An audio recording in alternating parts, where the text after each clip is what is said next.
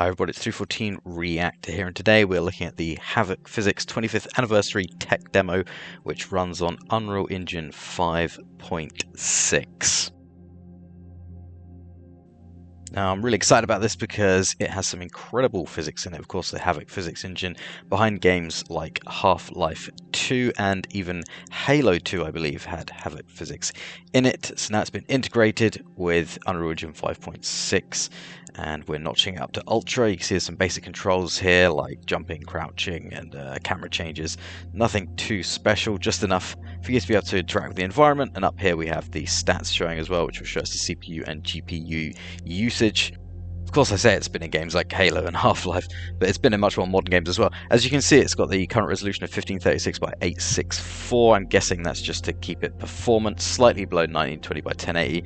There's some details here from Havok talking about the 25th anniversary, saying about how it's a middleware technology, how it's got physics, navigation, cloth, techniques that can all be integrated into Unreal, and I'm sure other game engines as well, but of course Unreal Engine is one of the most popular game engines out there at the moment. So let's start off in the starting area. As you can see, there's a nice little funnel here, and balloons get released and go up there. I was just taking a look at the graphics at this point in the demo, trying to figure out what was going on, whether it was using Lumen or whether it's primarily using stuff like screen space reflections, and I think it's using a software version of Lumen with a mix of a little bit of ray tracing, because some things are visible off screen, and quite a bit of screen space reflections. So we'll look a little bit more into detail at the graphics later on as we check between the medium, high and ultra versions, but here I was just trying to get a little bit of an idea of the reflections. Now look how incredible this looks, and the music in the background there, that's actually from the demo, and I really love that because it has a really old school sort of feel to it that old demos used to have. And I've been doing a lot of videos on graphics tech demos this year, and the best ones always have that really ethereal sort of feel to them, that abstract sort of feel, and that has exactly that. So you've got the incredible physics here, the amazing graphics. And this is all running on my RTX 3060 with a Ryzen 5600 on my laptop with 32 gigs of RAM. And it still runs reasonably well, even on Ultra, never dipped below 30. You can see the amazing physics here. Look at that. Even the shape of the balloons makes a difference to how they go through those sort of funneled pipes, and there's like a little spinny thing in there which processes the balloons and sends them upwards. You can see the balloons despawning as they head towards the ceiling. I think that shows there's a limit of how many balloons can be in the simulation at any one time. Here you can see the Havok 25 balloons, which look awesome and will bounce around really satisfyingly when you hit them with the physics gun. Now here I just have a little bit of a look at the outside, because it kind of reminds me of a 3D Mark demo out there, like a sci-fi 3D Mark demo, and it looks really cool, and again really makes you feel like you're part of some sort of weird abstract space, and that's the magic that I love. It brings back that magic of technology and graphics, physics, and really makes you feel like something cool is happening and exciting with technology, which is what we need at the moment now, where we're hearing that there's RAM shortages, GPU shortages. Nvidia's looking to cut GPU production next year, I think. It's a little bit depressing because I love hardware, I love technology, and to see it become less available is sad. It's really sad. And here we have the translucent effects through the balloons, which looks really amazing. Look at that, it looks so incredible. I tried getting a closer look at the balloons to see if the colours of the balloons behind other balloons came through, but I don't think it does. I think it could do if you had hardware Lumen, but even that would be pretty intense. So you can see there's like a little pool here. You can press this little button, and a bunch of sort of balloons with little lights on them come out, so you can see the direction they're facing, and you can just dive into the balloon pool and run around. It's really, really fun, really cool. And then of course the physics gun there blows them all out of the way in a really awesome fashion. And then on the other side you've got a similar sort of thing there, but there's like a little slide you can use to crush them and compress them all up, and you can see we're getting achievements there. I got all the achievements on the demo while playing this, because it encourages you to explore everything in the demo. You can see the shadowing and the light occlusion here, really incredible. And I made a video on Red Faction Guerrilla a few months ago, and I noted how the physics in it just haven't been matched to this day. I think even that used Havok Physics, I'm fairly certain it did, and we just haven't really seen that much in physics in the past few years. After sort of Half-Life 2, Red Faction Guerrilla, you know, all these amazing games that came out in the 2000s and 2010s. Here we can see the balloon spill here. Look at that. I mean, what games do you see this level of physics in now? And I just wonder why we don't see that. We've seen such a huge increase in graphical fidelity, although some people would argue against that. But we've seen so much attention on the graphics, but not a lot on the physics. And I believe this is still using the CPU primarily as well. So this shows what you can do. You can see the high usage on the CPU there. And yeah, if you were to use GPU acceleration with these particles, you could probably get even more performance, even more balloons, even more physics. And there's sort of soft body physics here as well.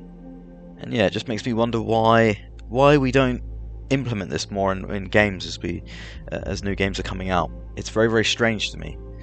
I think we should be seeing more physics. So I'm really glad this demo has come out, and also it's a game tech demo, or at least a tech demo, in a world where we don't see a lot of these anymore. Like, you look at the NVIDIA website, the last one that came out was 6 years ago. And here's some more things we can push around here, and push balloons around underneath. More achievements. The teleporter effect earlier was really cool as well. I really like that. I mean, look at this. This is a blend of incredible graphics and incredible physics. Imagine what you could do with certain games with this level of physics. And there must be like tens of thousands of balloons here being processed, and the frame rate is quite stable on a 4-year-old laptop. It's really good. The only trouble with this demo was the fact that it doesn't have mouse inversion in it, so it was a little bit hard to control for me while I was doing the recording. So you may see there's a few times where the camera flies around a bit because I'm trying to get the up and down motions correct because I'm so used to inverted. Look at this. A huge windmill there, pinging all the balloons around. I tried doing some tweaking in the ini files to enable more lumen to get inverted mouse and stuff like that, but I don't think it's that tweakable. I think the actual demo has been locked down, so you can't really tweak anything.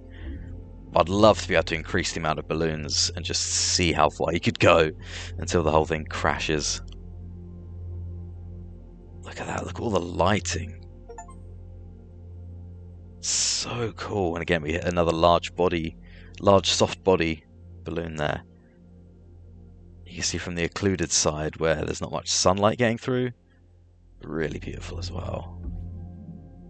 And yeah, I love the peaceful music in the background. It's just very comforting, very ambient. Here I try and go down this hole here, but you can't get down there. There's like a little invisible wall that stops your character getting down there, but you can still use the physics gun. I imagine that's to prevent your character from getting stuck.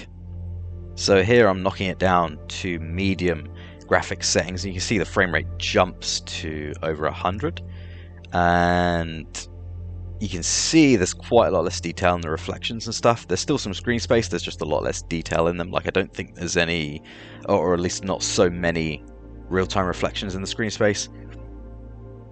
And there's a lot less metallic sort of effects as well. And what screen space there is has a lot less accuracy to it. I think also the shadow mapping has a lesser resolution to it as well. And you can see the frame rate is still hitting about 70, down to 50 there. The more balloons that come in, the lower the frame rate. But you can also see the CPU usage has jumped up. So I think the bottleneck when on Ultra is the GPU.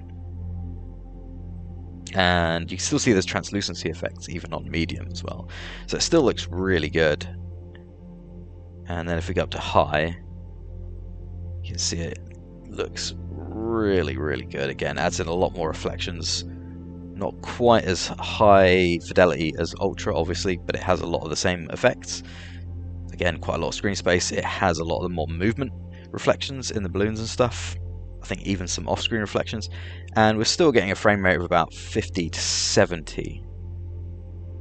So again, you can kind of see how GPU limited this is. And you can see the details and the reflections there. Pretty good on high.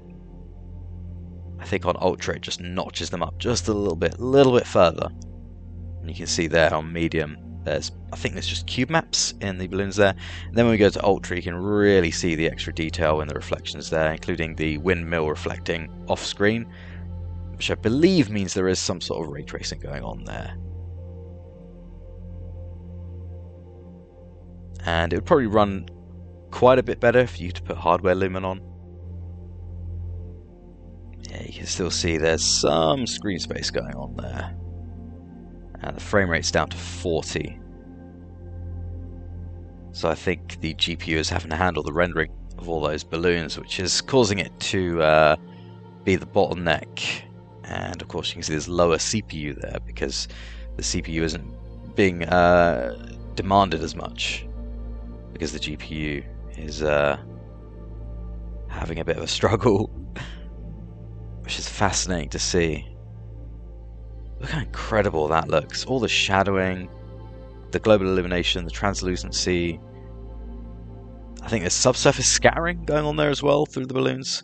And here I've loaded up the task manager showing the 12 GPU cores. I think it's 6 physical and a thread on each one. And you can see how it's utilizing each core. And this is with ultra mode on, so we're at 35, 37 FPS there. And I just sort of let it run for a bit and keep an eye on the CPU usage. You can kind of see it's using each core quite a bit. And then what I do is go to medium mode. And what we see then is the CPU usage jump immediately to 59, 60%. And as the balloons go up, you can see that going higher. So there's more and more balloons spawning, getting to the total maximum balloon spawn limit, 63% CPU usage. You can see all the little line graphs going up there on each core. And then we're going to jump in and start pushing the balloons around with the physics gun. And you can see the CPU usage just jumped to the high 80s there, and you can see the line graphs just pretty much filling out the CPU usage there with still a good frame rate. But again, it shows that when you alleviate the GPU bottleneck, you can really get the full effect of the CPU. And the CPU is quite capable of handling these tens of thousands of balloons. Again, not really dropping too much below 60. I think it dropped to the high 50s.